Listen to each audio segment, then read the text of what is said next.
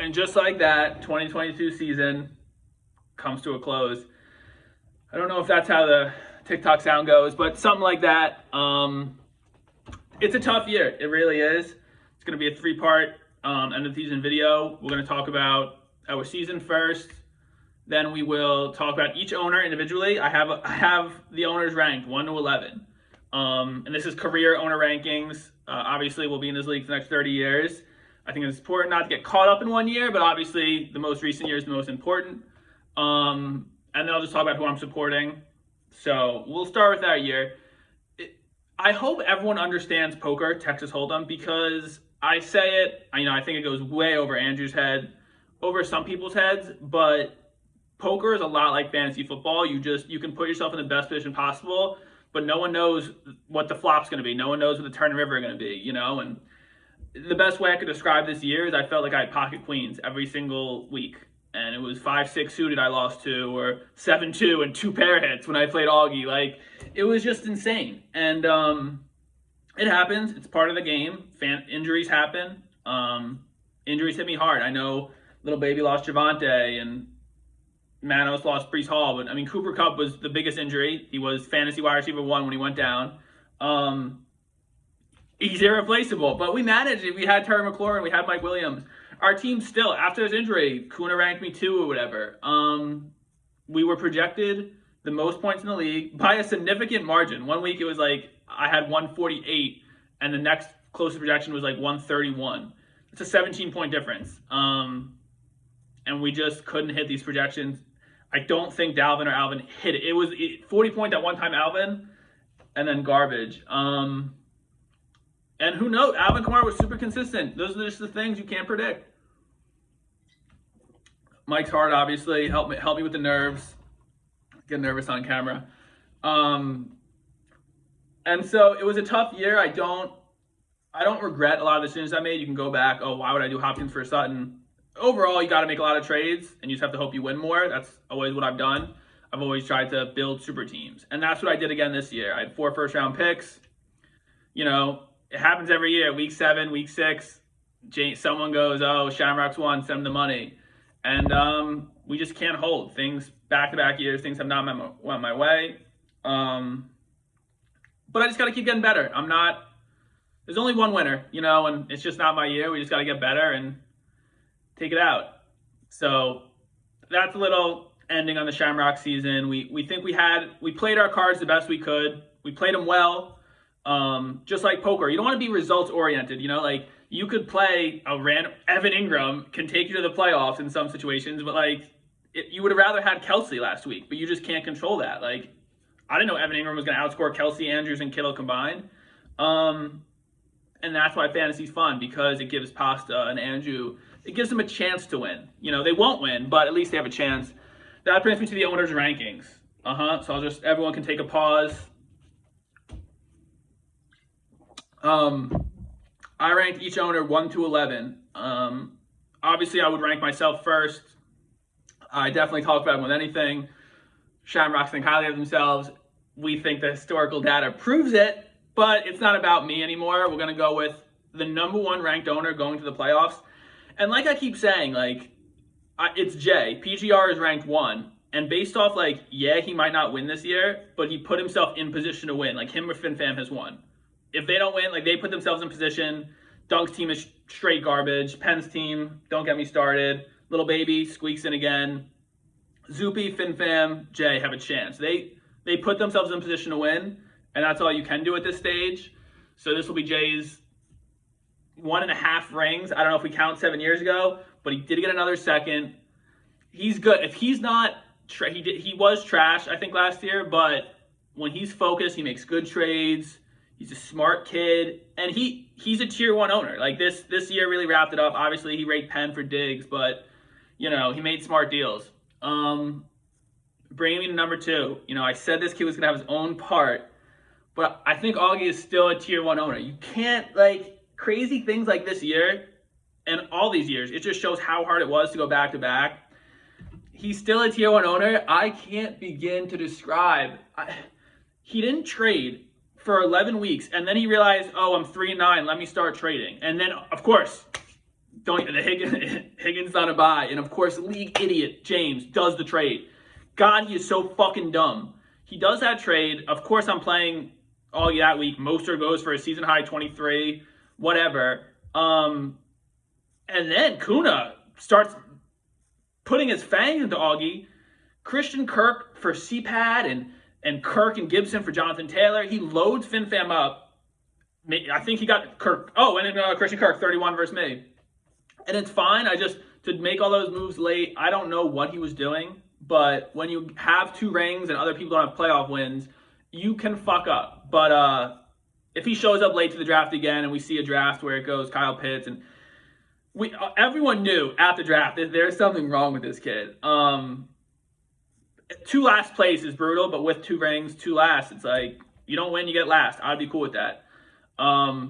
This is going to be a long-ass video. Oh, it's only 5 minutes. Moving on. Number 3 ranked owner. It's going to be Baby Dunk. And that might catch some people off guard. He does make the playoffs every year. And I don't think he prepares well enough to go far in the playoffs. But it's just like going to the final table in poker with a short stack. You know, like Jay, FinFam, Zoopy. They have big stacks. They're favored to win this.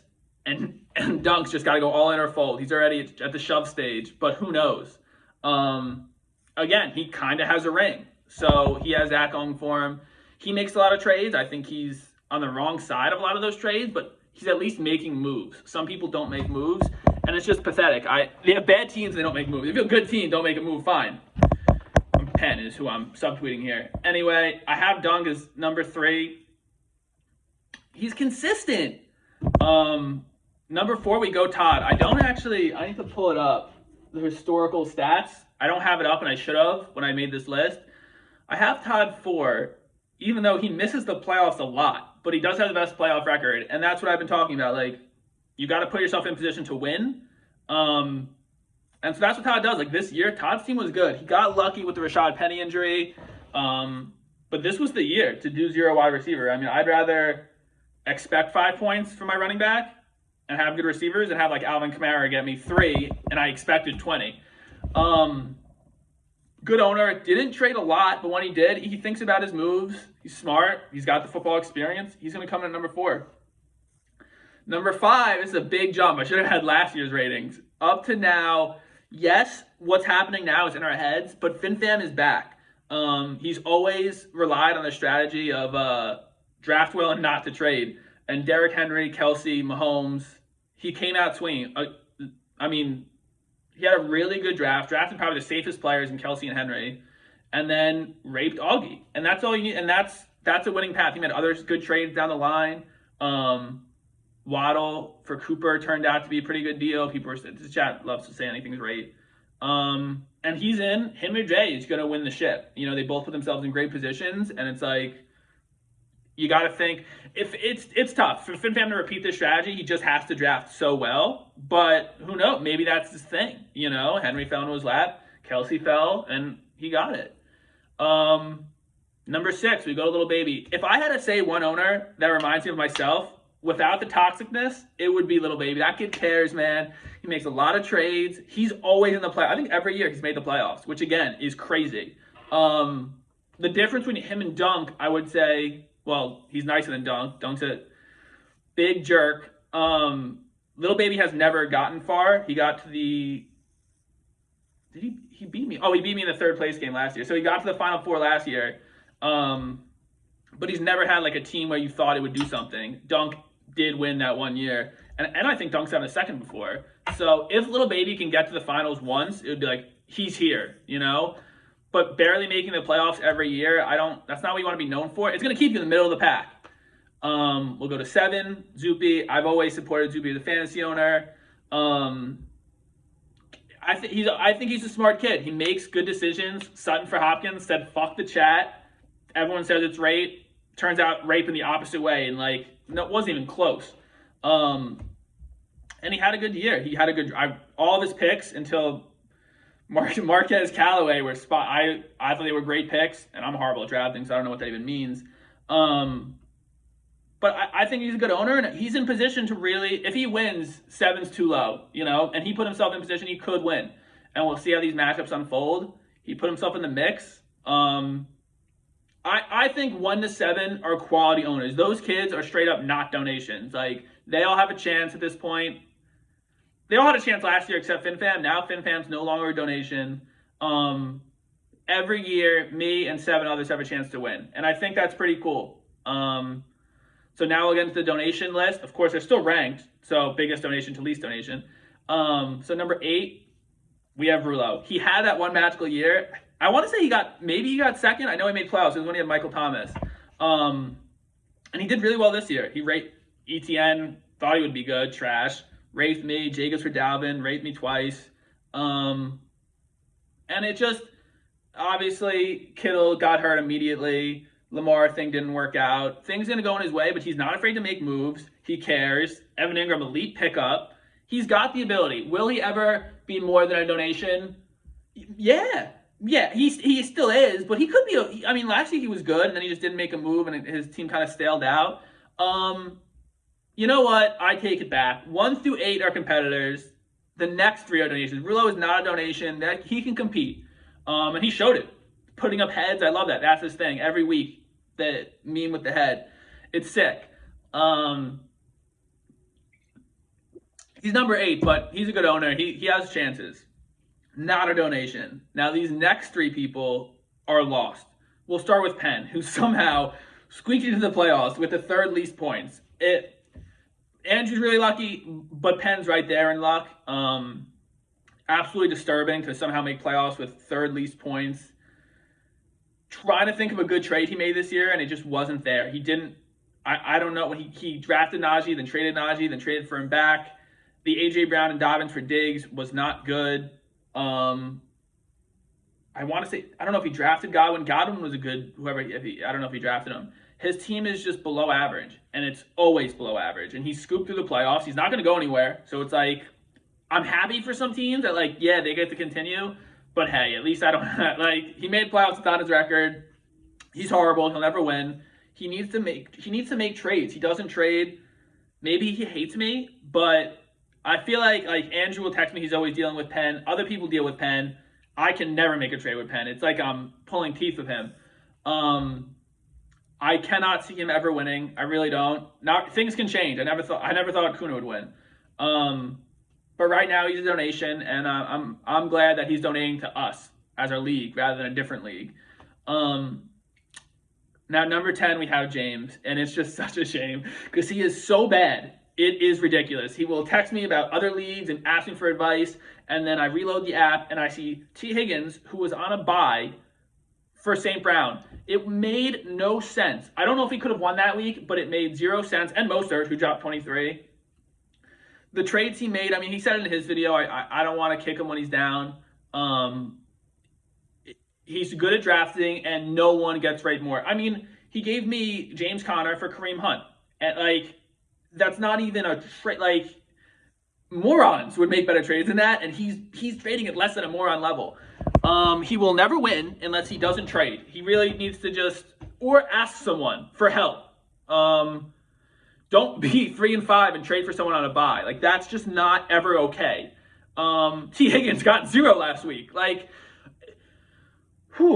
It is a mess over there in Skip World. He said he's not retiring.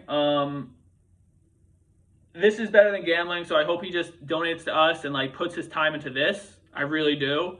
But yeah, he's number 10. And then finally number 11, look, I want to apologize to everyone. I'm very toxic.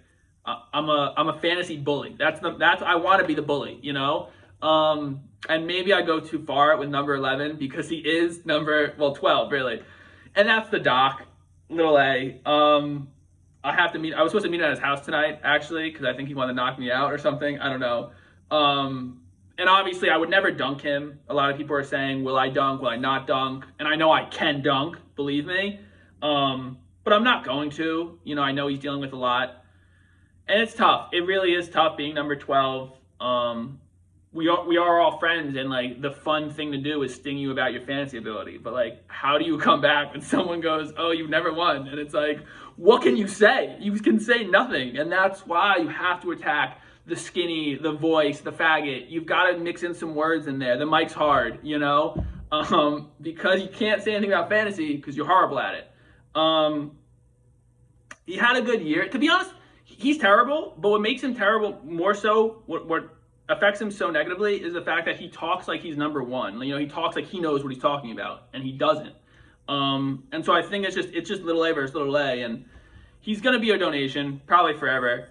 But definitely one of the funniest kids. So those are the owner rankings. Obviously, my opinion's right. So if you have a different opinion, it's probably wrong. But I look forward to hearing people's. It was a great year. Before I go into who I'm rooting for, I'll just give a league-wide apology. I mentioned it earlier. I don't mean to be mean. I say moron a lot. I yell at people. I yelled at James a lot.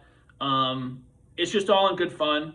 It's all in good fun. Really, $400 league, this is life-changing money to the majority of this league. And so there's a lot at stake. I hope the winner just deserves it.